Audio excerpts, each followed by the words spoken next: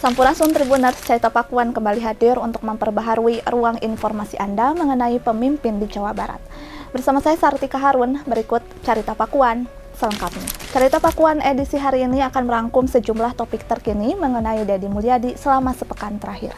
Apa saja ulasannya berikut dalam tajuk Carita Pakuan. Tribuners, kita masuk ke kabar pertama. Mantan Wakil Presiden RI Ma'ruf Amin melayangkan kritikan tajam kepada Gubernur Jawa Barat. Ma'ruf Amin menyoroti perihal dana hibah pesantren. Menurutnya, penghentian dana hibah pesantren tidak sejalan dengan dukungan pemerintah pusat. Lebih jauh lagi, Ma'ruf Amin menyebut langkah yang diambil Deddy Mulyadi terkait penghentian dana hibah untuk pesantren merupakan kesalahan besar. Pasalnya, peran pesantren bukan hanya lembaga pendidikan, termasuk juga peradaban bangsa. Merespon hal itu, Deddy Mulyadi menegaskan tidak menghapus dana hibah pesantren, melainkan bantuan tersebut dilakukan evaluasi. Oleh karena itu, penyaluran hibah ke pesantren ditunda untuk sementara waktu.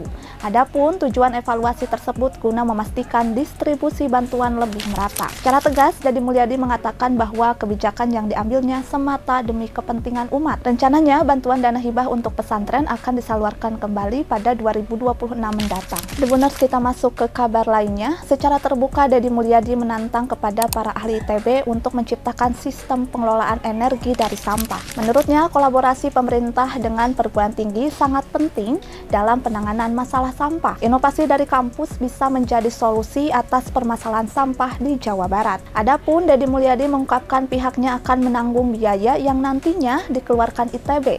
Ajakan serupa juga turut dilakukan Sekda Jabar Herman Suryatman kepada perguruan tinggi swasta. Herman mengungkapkan sinergi dengan berbagai pihak menjadi kunci keberhasilan pembangunan, termasuk dalam memecahkan masalah sampah. Pihaknya lantas menekankan peran mahasiswa yang melaksanakan KKN untuk mampu mengatasi permasalahan sampah. Tribuners, kita beralih ke informasi lainnya. Berdasarkan hasil Litbang Kompas mengarah citra positif kepada Gubernur Jawa Barat Deddy Mulyadi.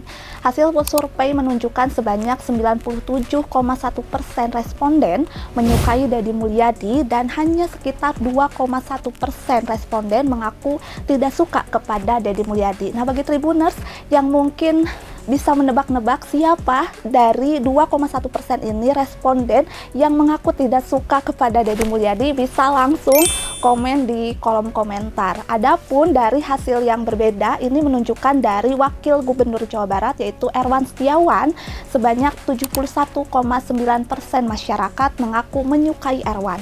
Sedangkan 4,6% menyatakan tidak suka dan 23,3% lainnya mengaku tidak tahu.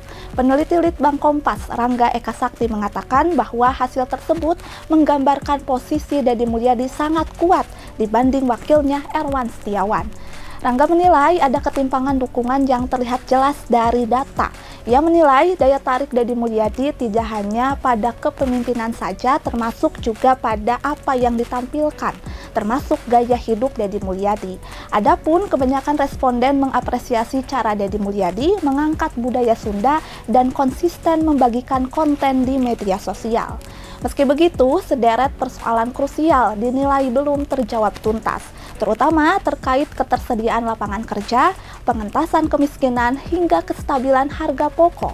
Berdasarkan data Litbang Kompas menunjukkan layanan air bersih menempati posisi teratas dengan tingkat kepuasan publik mencapai 83,4%. Kestabilan harga bahan pokok 78,9% mengaku puas. Sektor kesehatan mencapai nilai yang cukup tinggi 77,3% puas. Sayangnya hasil tren positif ini tidak berlaku bagi sektor ekonomi dan infrastruktur.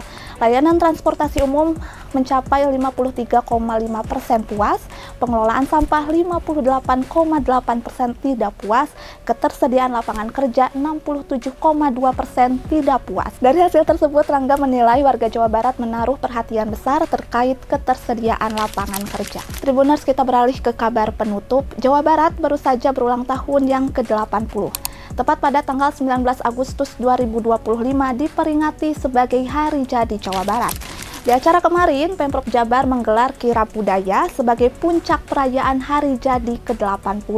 Adapun acara tersebut menghadirkan nuansa kerajaan Sunda mulai dari Tarumanegara, Galuh Pajajaran, Pakuan, Kacirebonan, hingga Sumedang Larang. Kepala Bidang Pariwisata dan Kebudayaan Jabar, Lendra Sofian mengungkapkan, kirab budaya ini merupakan yang pertama kali digelar di Jawa Barat. Kirab budaya melibatkan sekitar 3.000 peserta, terdiri dari kepala daerah di seluruh kabupaten kota Jawa Barat, kepala OPD, perwakilan desa, seniman sanggar, serta komunitas budaya. Semua pihak yang terlibat berjalan kaki, menunggang kuda, hingga menaiki kereta kencana. Menariknya, kereta kencana yang ditampilkan dalam kirab budaya pernah dipakai Istana Negara dalam kirab bendera dari Monas ke Istana Merdeka. Kirab budaya semakin semarak dengan hadirnya pasukan berkuda dari komunitas pecinta kuda. Sayangnya, Deddy Mulyadi kecewa di acara kirab budaya yang mana seharusnya mengisahkan tentang Nyai Subang Larang yang diperagakan iring-iringan perwakilan kabupaten kota justru didahului iring-iringan OPD, Sekda, dan jajaran Pemprov Jabar. Alhasil, Deddy Mulyadi menyampaikan teguran meminta jajaran Sekda untuk memberhentikan iring-iringan dan menghormati karnaval dari kabupaten kota.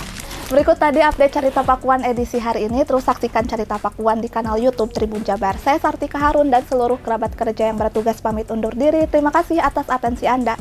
Sampai jumpa.